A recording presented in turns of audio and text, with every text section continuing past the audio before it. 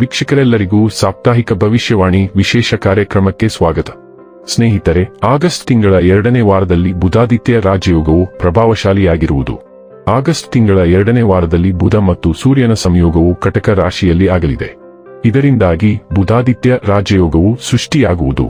ಜೊತೆಗೆ ಈ ತ್ರಿಗ್ರಾಹಿ ಯೋಗವು ಕೂಡ ಕಟಕ ರಾಶಿಯಲ್ಲಿ ನಿರ್ಮಾಣಗೊಳ್ಳುವುದು.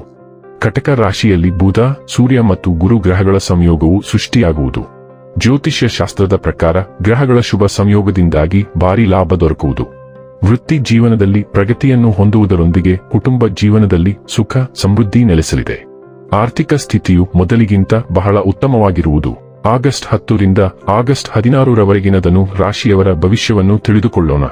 ಈ ವಾರ ಧನು ರಾಶಿಯವರ ಫಲಾಫಲಗಳೇನು, ಗ್ರಹಗತಿಗಳು ಹೇಗಿರಲಿವೆ, ಕೌಟುಂಬಿಕ ಸಾಮಾಜಿಕ ಜೀವನ ಹಾಗೂ ವ್ಯಾಪಾರ ವಹಿವಾಟು ಹೇಗೆ ನಡೆಯಲಿದೆ, ಅಲ್ಲದೆ ಯಾವೆಲ್ಲ ಸಮಸ್ಯೆಗಳು ನಿಮ್ಮನ್ನು ಈ ಸಾಪ್ತಾಹಿಕದಲ್ಲಿ ಕಾಡಲಿವೆ, ಅವುಗಳಿಗೆ ಪರಿಹಾರಗಳೇನು ಎಂಬುದನ್ನು ತಿಳಿಯಲು ಈ ವಿಡಿಯೋವನ್ನು ಸಂಪೂರ್ಣವಾಗಿ ವೀಕ್ಷಿಸಿ. ನೀವಿನ್ನೂ ನಮ್ಮ ಚಾನೆಲ್ ಸಬ್ಸ್ಕ್ರೈಬ್ ಮಾಡದೇ ಇದ್ದರೆ ಕೂಡಲೇ ನಮ್ಮ ಚಾನೆಲ್ ಸಬ್ಸ್ಕ್ರೈಬ್ ಮಾಡಿ.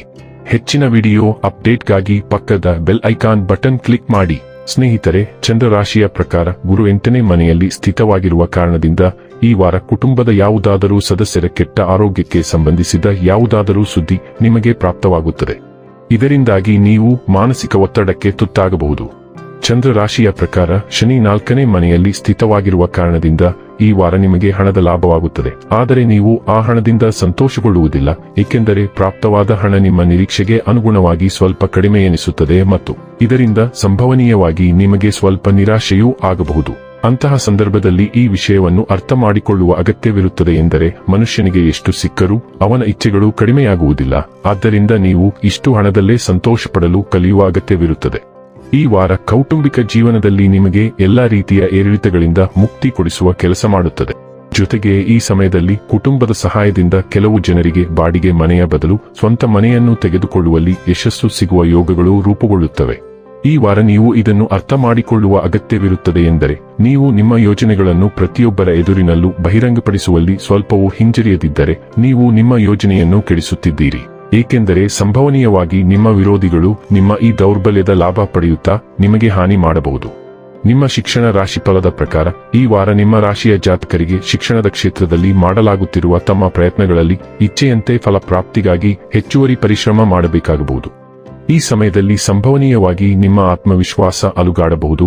ಆದ್ದರಿಂದ ನೆನಪಿಡಿ, ಯಶಸ್ವಿಯಾಗಲು ಜೀವನದಲ್ಲಿ ಬರುತ್ತಿರುವ ಅಡೆತಡೆಗಳ ಬಗ್ಗೆ ಮರೆತು ನಿರಂತರವಾಗಿ ಮುಂದುವರಿಯಿರಿ. ಧನು ರಾಶಿಯ ಸೂರ್ಯ, ಚಂದ್ರ ಮತ್ತು ಉದಯ ರಾಶಿಯ ಸ್ಥಳೀಯರು ಜಾಗರೂಕರಾಗಿರಬೇಕು, ಏಕೆಂದರೆ ಮಂಗಳವು ನಿಮ್ಮ ಹಣಕಾಸಿನ 8ನೇ ಮನೆಯಲ್ಲಿ ಕರ್ಕಾಟಕ ರಾಶಿಗೆ ಪ್ರವೇಶಿಸುತ್ತದೆ. ತೆರಿಗೆಗಳು, ವಿಮೆ, ಸಾಲಗಳು ಅಥವಾ ಜಂಟಿಯಾಗಿ ಹೊಂದಿರುವ ಸಂಪನ್ಮೂಲಗಳನ್ನು ಒಳಗೊಂಡ ತುರ್ತು ಆರ್ಥಿಕ ಹೊಂದಾಣಿಕೆಯನ್ನು ನೀವು ಎದುರಿಸಬೇಕಾಗುತ್ತದೆ ಮತ್ತು ತ್ವರಿತ ನಿರ್ಧಾರಗಳು ಅಗತ್ಯವಾಗುತ್ತವೆ. ವಾರಗಳ ವಿಳಂಬದ ನಂತರ ಬಾಕಿ ಇರುವ ದಾಖಲೆ ಅಥವಾ ಕಾನೂನು ಪ್ರಕ್ರಿಯೆಯು ಇದ್ದಕ್ಕಿದ್ದಂತೆ ಮುಂದುವರಿಯುತ್ತದೆ. ನೀವು ಒಂದು ಪ್ರಮುಖ ಪರಿಸ್ಥಿತಿಯನ್ನು ನಿರ್ವಹಿಸುವ ವಿಧಾನವನ್ನು ಬದಲಾಯಿಸುವ ಗೌಪ್ಯ ಮಾಹಿತಿಯನ್ನು ನೀವು ಸ್ವೀಕರಿಸುತ್ತೀರಿ.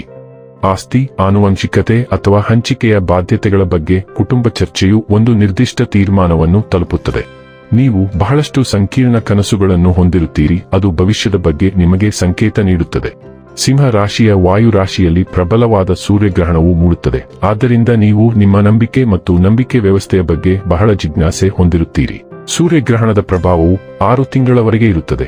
ಆದ್ದರಿಂದ ಕೆಲವು ದೀರ್ಘ ಪ್ರವಾಸಗಳು ಇರುತ್ತವೆ ಅಥವಾ ನೀವು ಒಂದು ಕೋರ್ಸ್ಗೆ ಸೇರುತ್ತೀರಿ. ಬರವಣಿಗೆ ಮತ್ತು ಪ್ರಕಟಣೆ ಸಂಬಂಧಿತ ಕ್ಷೇತ್ರದಲ್ಲಿ ಕೆಲಸ ಮಾಡುವವರಿಗೆ ಹೆಚ್ಚಿನ ಕೆಲಸವಿರುತ್ತದೆ. ವಿದೇಶದಲ್ಲಿ ಅಥವಾ ಮನೆಯಿಂದ ದೂರದಲ್ಲಿ ವಾಸಿಸುವ ಯಾರೊಬ್ಬರಿಂದ ನೀವು ಸುದ್ದಿಗಳನ್ನು ಸ್ವೀಕರಿಸುತ್ತೀರಿ. ಇದು ಭವಿಷ್ಯದ ವ್ಯವಸ್ಥೆಗಳ ಬಗ್ಗೆ ತಕ್ಷಣದ ಚರ್ಚೆಗಳಿಗೆ ಕಾರಣವಾಗುತ್ತದೆ. ಶಿಕ್ಷಕರು, ಮಾರ್ಗದರ್ಶಕರು ಅಥವಾ ಹಿರಿಯ ಕುಟುಂಬ ಸದಸ್ಯರೊಂದಿಗಿನ ಸಂಭಾಷಣೆಯು ಬಗೆಹರಿಯದೆ ಉಳಿದಿರುವ ಸಮಸ್ಯೆಯನ್ನು ಪರಿಹರಿಸುತ್ತದೆ.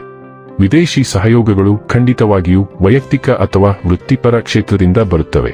ಶುಕ್ರ 11ನೇ ಮನೆಯಲ್ಲಿ ಚಲಿಸುತ್ತಿರುವುದರಿಂದ ನೀವು ನಿಮ್ಮ ತಂಡದ ಕಾರ್ಯಕ್ರಮಗಳಲ್ಲಿ ತುಂಬಾ ಕಾರ್ಯನಿರತರಾಗಿರುತ್ತೀರಿ. ಸ್ನೇಹಿತರೊಂದಿಗಿನ ಸಮಸ್ಯೆಗಳನ್ನು ಪರಿಹರಿಸಲು ಇದು ಸರಿಯಾದ ಸಮಯ. ಆದ್ದರಿಂದ ನೀವು ಆ ಕಡೆಗೆ ಕೆಲಸ ಮಾಡುತ್ತೀರಿ. ತಂಡದ ಪ್ರಯತ್ನದಿಂದ ಪಾವತಿ, ಪ್ರೋತ್ಸಾಹ ಅಥವಾ ಲಾಭಕ್ಕೆ ಸಂಬಂಧಿಸಿದ ಒಳ್ಳೆಯ ಸುದ್ದಿಯನ್ನು ನೀವು ಸ್ವೀಕರಿಸುತ್ತೀರಿ. ಒಂದು ಸಾಂದರ್ಭಿಕ ಸಭೆಯು ಭವಿಷ್ಯದ ಅವಕಾಶಗಳ ಬಗ್ಗೆ ಒಂದು ಪ್ರಮುಖ ಚರ್ಚೆಯಾಗಿ ಬದಲಾಗುತ್ತದೆ. ಒಬ್ಬ ಸ್ನೇಹಿತ ನಿಮಗೆ ಉಪಯುಕ್ತ ಸಂಪರ್ಕವನ್ನು ಪರಿಚಯಿಸುತ್ತಾನೆ, ಅವರು ಪ್ರಾಯೋಗಿಕ ಬಾಗಿಲು ತೆರೆಯುತ್ತಾರೆ. ವಾರಾಂತ್ಯದ ವೇಳೆಗೆ ಒಂದು ದೀರ್ಘಕಾಲದ ಆಸೆ ನಿಜವಾದ ಮತ್ತು ಗೋಚರ ರೀತಿಯಲ್ಲಿ ರೂಪುಗೊಳ್ಳಲು ಪ್ರಾರಂಭಿಸಿದೆ ಎಂದು ನೀವು ಅರಿತುಕೊಳ್ಳುತ್ತೀರಿ. ಇನ್ನು ಕೊನೆಯದಾಗಿ ಮಾಡಿಕೊಳ್ಳಬೇಕಾದ ಉಪಾಯಗಳ ಕುರಿತು ನೋಡುವುದಾದರೆ ವೃತ್ತಿ ಜೀವನದಲ್ಲಿ ಉತ್ತಮ ಅವಕಾಶಗಳನ್ನು ಪಡೆಯಲು ಬುಧವಾರದಂದು ಹಸಿರು ಹುಲ್ಲನ್ನು ಹಸುಗೆ ತಿನ್ನಲು ನೀಡಿ. ವೀಕ್ಷಕರೇ, ಇದಾಗಿತ್ತು ಧನು ರಾಶಿಯ ಜಾತಕದವರ ಜೂನ್ ಆಗಸ್ಟ್ 10 ರಿಂದ ಆಗಸ್ಟ್ 16 ರವರೆಗಿನ ಫಲದ ಮಾಹಿತಿ ಇಷ್ಟವಾದರೆ ವಿಡಿಯೋವನ್ನು ಲೈಕ್ ಮತ್ತು ಶೇರ್ ಮಾಡಿ. ಹಾಗೆ ಚಾನೆಲ್ ಸಬ್ಸ್ಕ್ರೈಬ್ ಮಾಡುವುದರ ಜೊತೆಗೆ ನಿರಂತರ ವಿಡಿಯೋ ಅಪ್ಡೇಟ್ಸ್ಗಳಿಗಾಗಿ ಪಕ್ಕದ ಬೆಲ್ ಐಕಾನ್ ಕ್ಲಿಕ್ ಮಾಡಿ.